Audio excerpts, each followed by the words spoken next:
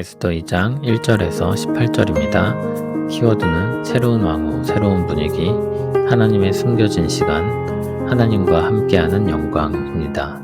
그 후에 아하수에로 왕의 노가 그침에 와스디와 그가 행한 일과 그에 대하여 내린 조서를 생각하거늘 왕의 측근 신하들이 아뢰되 왕은 왕을 위하여 아리따운 처녀들을 구하게 하시되 전국 각 지방의 관리를 명령하여 아리따운 처녀를 다 도성 수산으로 모아 후궁으로 들여 궁녀를 주관하는 넷이 헤게의 손에 맡겨 그 몸을 정결하게 하는 물품을 주게 하시고 왕의 눈에 아름다운 처녀를 와스디 대신 왕으로 삼으소서 하니 왕이 그 말을 좋게 여겨 그대로 행하니라. 도성 수산에 한 유다인이 있으니 이름은 모르드게라. 그는 베냐민 자손이니 기스의 증손이요 시므이의 손자요 야일의 아들이라. 전에 바벨론 왕 느부갓네살이 예루살렘에서 유다 왕 여고냐와 백성을 사로잡아 갈 때에 모르드게도 함께 사로잡혔더라. 그의 삼촌의 딸 하다사 곧 에스더는 부모가 없었으나 용모가 곱고 아리따운 처녀라. 그의 부모가 죽은 후에 모르드게가 자기 딸같이 양육하더라.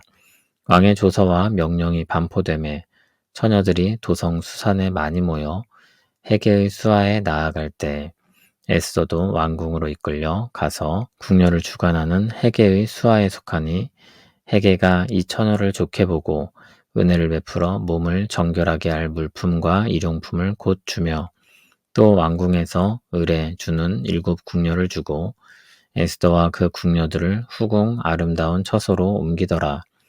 에스더가 자기의 민족과 종족을 말하지 아니하니 이는 모르드게가 명령하여 말하지 말라 하였음이라. 모르드게가 날마다 후궁 뜰 앞으로 왕래하며 에스더의 안부와 어떻게 될지를 알고자 하였더라. 처녀마다 차례대로 아하수에로 왕에게 나아가기 전에 여자에 대하여 정한 규례대로 12달 동안을 행하되 6달은 모략 기름을 쓰고 6달은 향품과 여자에게 쓰는 다른 물품을 써서 몸을 정결하게 하는 기한을 마치며 처녀가 왕에게 나아갈 때에는 그가 구하는 것을 다 주어 후궁에서 왕궁으로 가지고 가게 하고 저녁이면 갔다가 아침에는 둘째 후궁으로 돌아와서 비빈을 주관하는 넷이 사하스가스의 수하에 속하고 왕이 그를 기뻐하여 그의 이름을 부르지 아니하면 다시 왕에게 나아가지 못하더라. 모르드게의 삼촌 아비하일의 딸 곧 모르드게가 자기의 딸같이 양육하는 에스더가 차례대로 왕에게 나아갈 때 궁녀를 주관하는 넷이 헤게가 정한 것 외에는 다른 것을 구하지 아니하였으나 모든 보는 자에게 사랑을 받더라. 아하수에로 왕의 제7년 10월 곧 데벳월에 에스더가 왕궁에 인도되어 들어가서 왕 앞에 나가니 왕이 모든 여자보다 에스더를 더 사랑하므로 그가 모든 처녀보다 왕 앞에 더 은총을 얻은지라.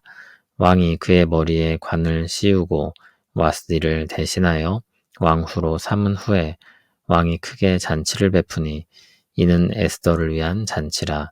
모든 지방관과 신하들을 위하여 잔치를 베풀고 또 각 지방에 세금을 면제하고 왕의 이름으로 큰 상을 주니라. 아멘. 아하수에로 왕의 분노가 진정되자 와스디와 그가 행한 일과 내렸던 조서를 생각했습니다. 후회를 한 것입니다. 정신을 차리고 보니 너무 지나치게 행한 일들이었다는 생각이 듭니다. 괜찮은 왕후였던 와스디를 버렸는데 이제 와서 다시 복권시킬 수도 없고 내렸던 조서도 바꿀 수 없는 것이니 철회할 수 없었습니다. 왕의 측근들이 근심에 빠진 왕을 위해 새로운 왕후를 뽑는 일을 진행시킵니다. 왕후의 복수의 칼날로부터 자신들을 지키기 위한 것이기도 했을 것입니다. 넷이 헤게에게 일을 맡겨 아리따운 처녀를 모으면 왕은 그의 눈에 만족스러운 사람을 선택하여 왕으로 세우게 했습니다. 5절을 보면 수산에 살고 있는 한 유다인 모르드게가 등장합니다. 그는 베냐민 자손 기스의 증손 시므이의 손자이며 야일의 아들이었습니다. 6절을 보면 바벨론 왕 느부갓네살이 유다 왕 여고냐 즉 여호야긴을 포로로 잡아갈 때 함께 사로잡혀 갔다고 했습니다. 그런데 그러면 그때로부터 지금은 100년이 넘게 시간 차이가 있기 때문에 모르드게가 그때 끌려온 사람이라고 말하기는 어렵습니다. 원문을 보면 모르드게가 사로잡혔다고 하지 않고 관계대명사를 써서 앞에 언급했던 그 사람이 사로잡혔다고 했습니다. 그러니까 6절에 모르드게는 의역을 해서 넣은 것입니다. 5절의 원문 순서상 마지막으로 언급되는 사람은 기스이고 6절에서 그 사람에 대해 말하고 있으니 기스가 더 유력한 것 같습니다. 그러면 연대 문제가 어렵지 않게 해결이 됩니다. 모르드게는 포로로 잡혀온 민족의 한 사람이었습니다. 7절에 에스더에 대한 소개가 나옵니다. 앞에서 언급한 모르드게가 에스더의 부모가 죽고 나서 에스더를 친딸처럼 키웠습니다. 에스더는 용모가 곱고 아리따운 처녀였습니다. 왕의 명령을 따라 왕후 후보를 온 땅에서 불러 모으는데 에스더도 그 중 하나로 이끌려 가게 됩니다. 그 일을 주관하던 내시 헤게가 에스더를 눈여겨보았고 따로 특별 대우를 하기 시작합니다. 그때까지 에스더는 자신의 민족을 숨기고 있었는데 모르드게가 미리 언지를 주었기 때문입니다. 그 신분이 에스더가 왕후가 되는데 걸림돌이 될 수 있음을 의식했던 것 같습니다. 모르드게는 매일 에스더를 만나며 일의 진행 상황을 확인했습니다.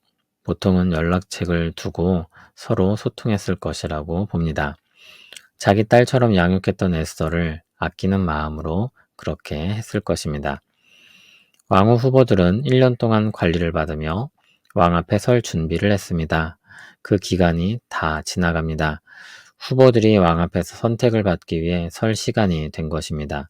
그들은 왕 앞에서 관심을 받기 위해 요구하는 것은 무엇이든지 받을 수 있었습니다. 저녁에 갔다가 아침에 돌아오는 처녀는 둘째 후궁으로 가게 되고 왕이 그를 다시 부르지 않으면 다시는 왕을 볼 수 없었습니다. 왕후로 선택되지 못한 것입니다. 드디어 에스더의 차례가 왔습니다. 에스더는 다른 처녀들이 환심을 사기 위해 무언가를 요구했던 것과 달리 그 무엇도 요구하지 않았습니다. 그런데도 에스더는 모든 사람에게 사랑을 받았습니다. 그러면 왕에게도 어땠을까요? 에스더는 왕에게도 만족스러운 사람이었습니다. 왕은 에스더에게 마음을 빼앗겼고 그를 사랑했습니다. 그리고 에스더가 공식적으로 왕으로 세움을 받습니다. 아하수에로 왕은 에스더를 기뻐하며 큰 잔치를 베풀었습니다. 지방의 세금을 면제하고 왕의 이름으로 큰 상도 베풀었습니다. 나라가 그렇게 축제 분위기로 바뀌었습니다. 아하수에로 왕이 제3년의 잔치를 벌였다가 와스디의 일로 분위기가 반전되었었는데 4년 만에 다시 분위기가 달라집니다. 제7년 10월에 새로운 왕후 에스더가 세워지면서 일어난 변화였습니다. 하나님은 자기 백성을 위해 은혜를 베푸십니다. 은혜를 베푸시는 방식은 하나님의 지혜와 자유에 따라 정말 다양한 방식으로 이루어집니다. 종종 하나님은 하나님의 사람들을 준비시키고 때가 되어 그를 쓰시는 방식으로 일하십니다. 쓰임받는 당사자는 미래를 알 수 없으니 자기 삶을 열심히 살아갈 뿐입니다. 그러다가 하나님이 쓰실 때 비로소 하나님의 일에 대해 깨닫게 됩니다. 하나님이 준비시키셨음을 알게 되는 것입니다. 그러나 그 일이 있기 전까지 하나님이 하시는 일을 알 수 없습니다. 하나님이 계시지 않은 것처럼 느껴지기도 합니다.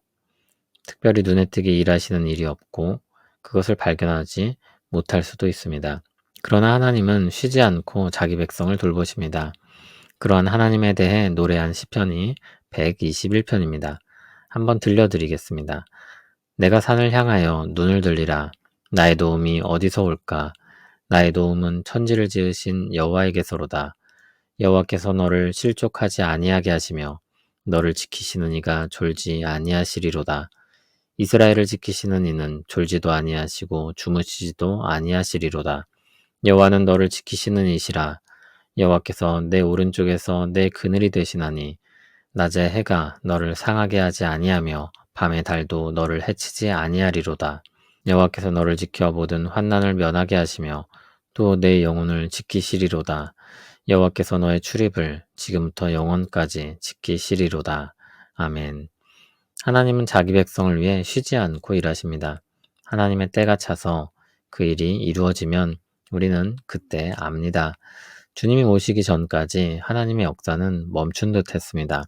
그러나 때가 되었을 때 하나님이 준비한 배역들이 갖춰져 하나님의 뜻이 펼쳐지는 것을 보게 되었습니다.